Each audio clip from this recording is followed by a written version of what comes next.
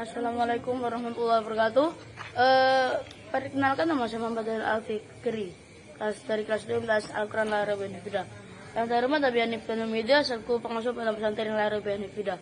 Yang saya cintai orang tua saya, keluarga saya, saudara saya, dan segala makhluk hidup.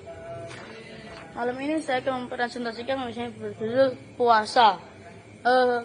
Ketentuan puasa, pengertian dan dalil. Menurut menurut bahasa, puasa atau saum adalah menahan atau mencegah. Sedangkan menurut istilah, puasa adalah menahan diri dari segala sesuatu yang membatalkan puasa sejak dari fajar sampai terbenamnya matahari, disertai oleh niat dan syarat-syarat tertentu. Nah, yang pertama adalah syarat. Syarat yang harus dipenuhi dalam puasa. Kalau tidak dipenuhi maka itu bukan puasa. Syarat itu terbagi menjadi dua, yaitu syarat wajib dan syarat sah. Syarat wajib adalah syarat yang menyebabkan harus berpuasa, karena itu dinamakan wajib.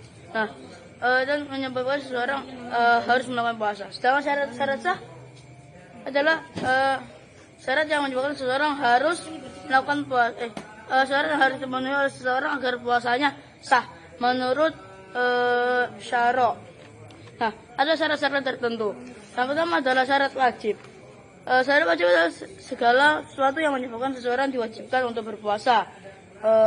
Muslim yang belum memenuhi syarat tidak dikenai kewajiban untuk berpuasa. Syarat-syarat wajib berpuasa itu berikut. Pertama, berakal sehat. Jadi dia tidak gila. Islam, karena itu wajib. Balik itu sampai umur 10 tahun ke atas. Menetap, mukim, mampu puasa untuk melakukannya, mampu untuk berpuasa. Suci dari haid, tidak haid. Nah, kalau syarat sah adalah sebagai berikut. Islam, bukan di hari-hari diharamkan seperti hari tasyrik tanggal 11, 12, 13. Dan suci dari haid, tamyiz juga. Nah, rukun-rukunnya pada waktu kita berpuasa ada dua rukun yang harus diperhatikan. Pertama adalah niat, yaitu menyengaja untuk berpuasa. Niat puasa yaitu adanya suatu keinginan dalam hati untuk menjalankan perintahnya, semata-mata menghadap Allah. Karena menjalankan perintahnya, semua puasa tanpa adanya niat maka tidak bisa dikatakan sebagai puasa. Untuk puasa wajib maka kita harus benar sebelum datang fajar.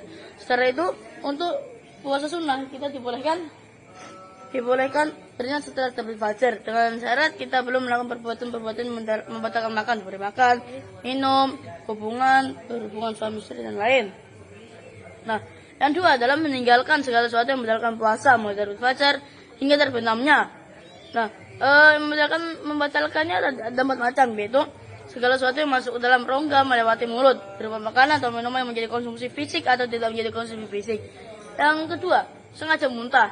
Sebab sedang yang tidak sengaja maka tidak membatalkan. Rasulullah SAW bersabda, "Madara'atul qayyu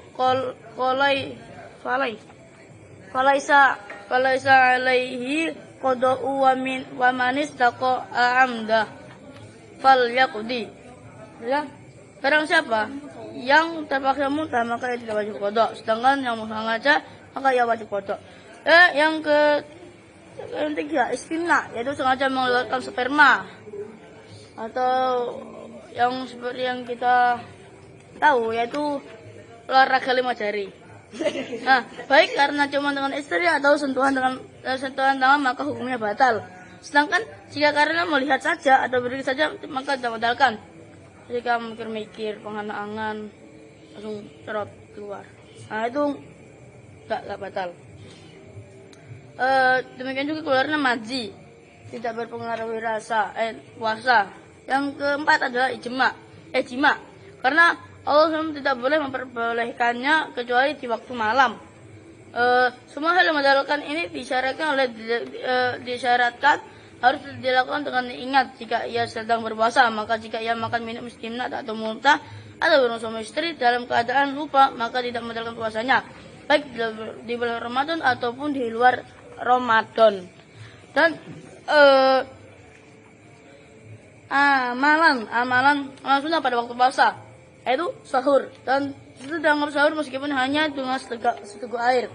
Menyegerakan berbuka setelah terbukti maghrib. Jadi kalau sudah waktunya maghrib itu harus segera berbuka atau dibatalkan, seperti meminum atau snack. Bentar men. Yang 3, memberi buka puasa atau bersedekah kepada orang yang puasa.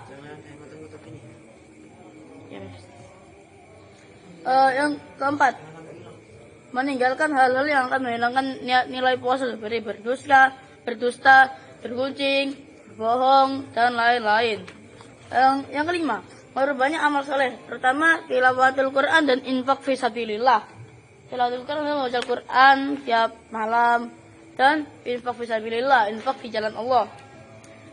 Itikaf itu adalah berdiam diri di masjid untuk beribadah kepada Allah SWT, bukan untuk tidur-tiduran. 4, hal-hal yang makruh ketika puasa. Pertama ada berkumur dan berlebihan. Kalau berkumur yang berlebihan itu takutnya langsung diminum. Menyikat gigi atau bersiwak. Kalau menyikat gigi itu takutnya ya odol itu kemakan sama kita, jadi batal. Mencicipi makanan walaupun tidak telan. Kan kebanyakan kan ibu-ibu itu kalau masak mau buka tuh masih dicicipi dulu. Ya kan? Nah, walaupun tidak telan itu makruh, bukan batal. Memperbanyak tidur ketika berpuasa, nah itu tidak baik itu. Sebaiknya kita harus melakukan kegiatan yang positif seperti membaca Al-Quran, tadarus, baca Al-Quran, hafalan, dan lain-lain. Yang kelima adalah berbekam atau disuntik. Berbekam itu mengeluarkan darah kotor atau disuntik atau disuntik lah.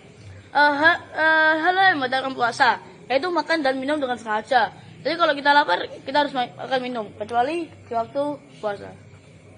Yang kedua, murtad atau keluar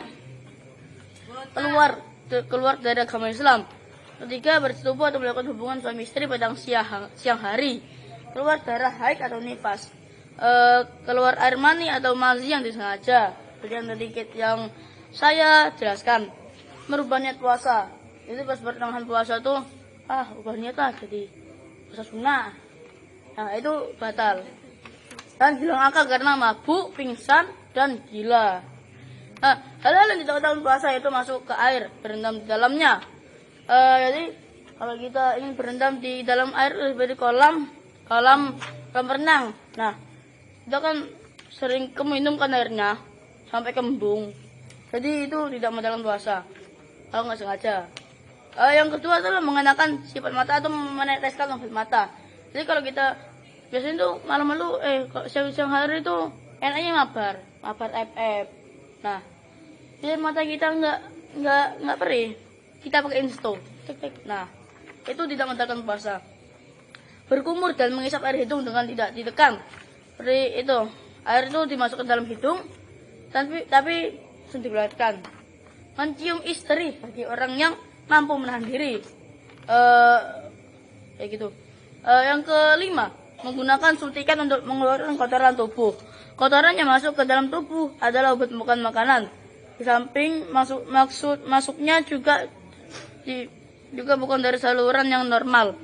6. Diperbolehkan bagian berpuasa menghirup sesuatu yang tak terhindarkan. 7. Diperbolehkan pula bagi orang berpuasa bangun tidur dalam keadaan junub. 8. Diperbolehkan meneruskan makan sehingga terbit fajar. Nah, yang terakhir adalah hikmah puasa. Pertama adalah membentuk manusia yang bertakwa. Jadi kalau berpuasa itu takwa kita semakin itulah. Yang kedua, puasa sebagai benteng atau perisai dari segala tipu daya setan. 3. Sebagai ungkapan rasa syukur kepada Allah. 4. Membina kejujuran dan disiplinan. 5. Mendidik rasa belas kasihan terhadap semua. 6. Dapat memelihara kesehatan. 7. Dapat mengendalikan hawa nafsu. Dan 8. Diampuni dosa-dosanya. Sekian dari saya, kurang lebihnya mohon maaf. Wal taufiq wal hidayah. Shiratal mustaqim. warahmatullahi wabarakatuh.